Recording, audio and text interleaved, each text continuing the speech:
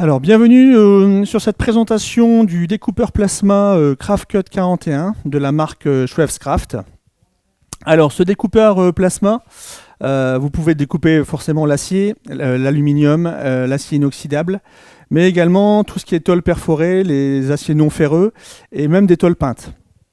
Alors, il a une fonction qu'on appelle la fonction pilote arc.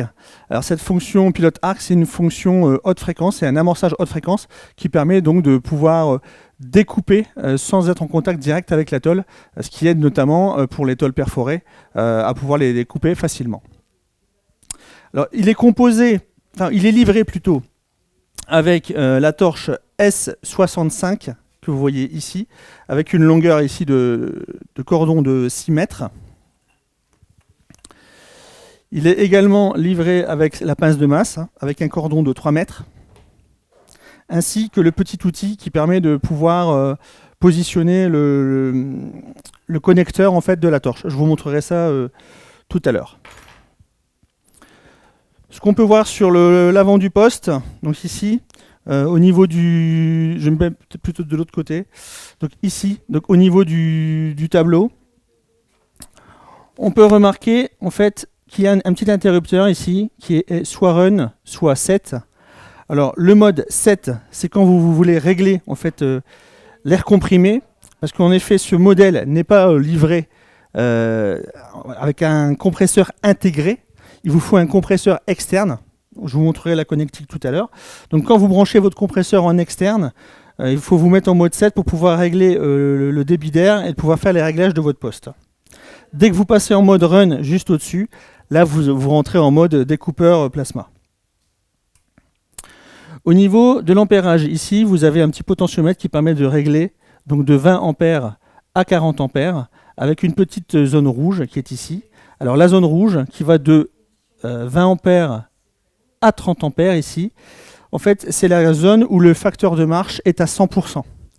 Dès que vous allez aller au-delà de cette zone, donc quand vous serez par exemple à 40 ampères, donc au maximum, vous aurez un facteur de marche de 60%. Alors pour rappel, le facteur de marche c'est quoi ? Le facteur de marche, c'est tout simplement sur une durée de 10 minutes à une température estimée à 40 degrés, la performance du poste. Alors ce facteur de marche se donne en pourcentage, tout simplement par exemple sur une durée de 10 minutes. Donc là, dans notre cas ici précis, si je me règle ici sur 30 ampères, en réalité, comme je suis à 100% du facteur de marche, ce sera en mode continu. On pourra découper des tôles en mode continu. Bien évidemment, dès qu'on se mettra à fond, le facteur de marche va baisser. Donc là, sur ce poste-là, on sera à 60%, c'est-à-dire qu'on sera à 6 minutes de fonctionnement par rapport aux 10 minutes. Il faudra 4 minutes de pause. Et le cycle se recommencera à chaque fois. Bien évidemment, ces facteurs, comme je vous l'ai dit tout à l'heure, sont donnés à une température de 40 degrés, ce qui en réalité n'est pas toujours le cas. Vous pouvez être à une température de 30 degrés dans l'atelier ou à une température de 25 degrés, tout dépend de l'atelier. Et dans ce cas-là, vous allez gagner en facteur de marche. Voilà, donc il est muni d'une petite porte de protection et pour éviter qu'une fois que les réglages sont faits, on vienne y toucher. Sur l'arrière,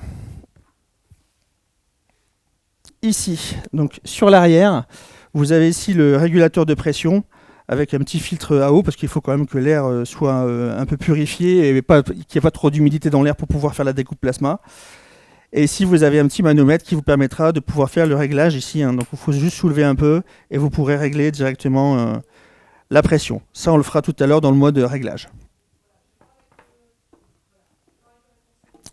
Bien évidemment, vous avez le cordon d'alimentation qui est ici, qui est raccordé directement sur le poste et que vous branchez sur votre prise secteur.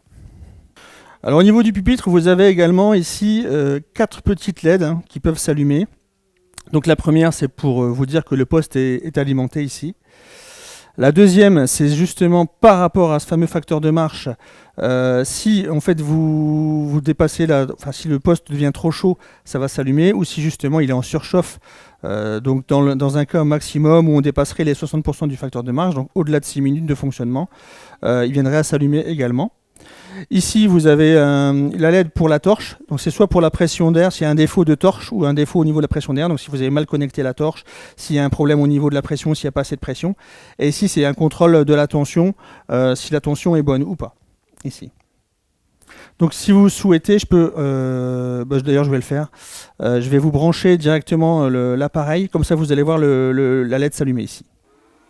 Donc voilà, vous voyez, donc ici, là le poste est allumé, j'ai allumé avec l'interrupteur à l'arrière, on a bien le voyant comme quoi il est alimenté, et ici au niveau de la torche ça clignote parce qu'il n'y a pas de torche de brancher ici, donc forcément il se met en défaut, ce qui est tout à fait normal, hein.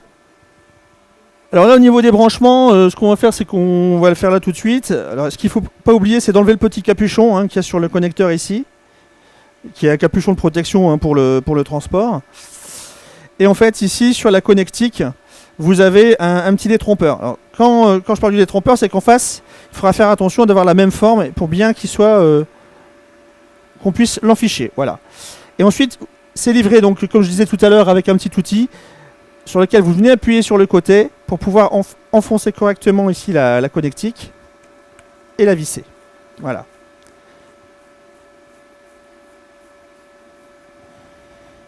Voilà, une fois que c'est vissé, terminé, ça bouge plus.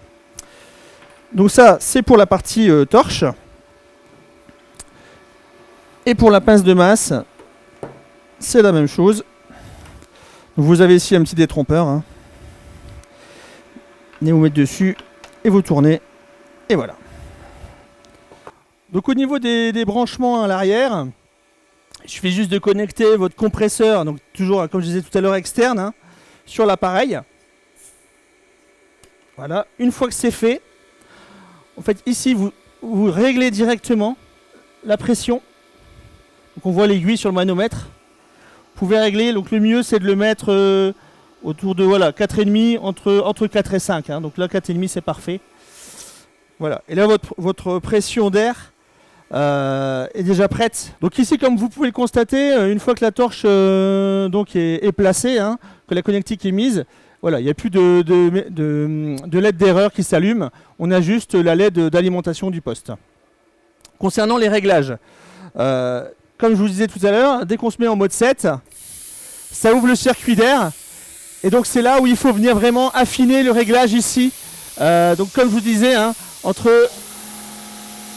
entre 4 et 5. Voilà.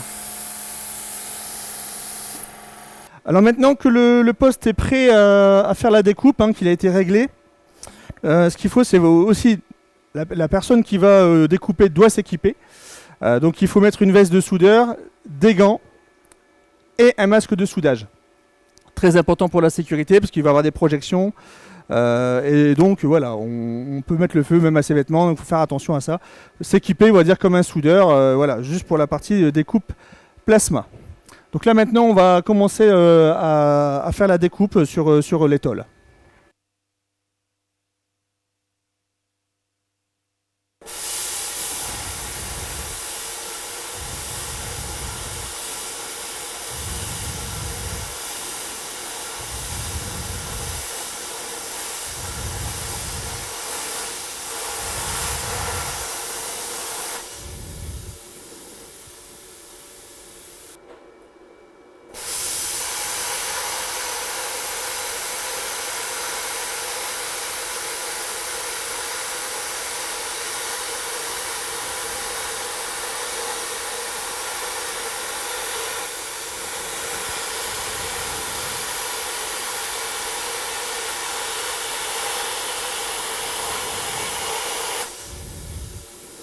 Donc voilà, nous arrivons à la fin de cette présentation produit sur le Craftcut 41 de la marque Schwarzkraft.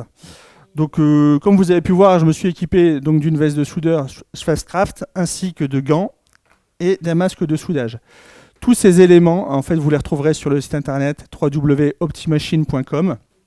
Mais vous pouvez également, si vous voulez des conseils techniques, rentrer en contact directement avec mes collègues en fait, au numéro que vous verrez s'afficher à la fin de cette vidéo. Alors soit par téléphone ou soit par mail directement. Et n'hésitez pas, si cette vidéo vous a plu, à la publier et à partager pour montrer la qualité de ce produit. Voilà, je vous dis à très bientôt. Au revoir.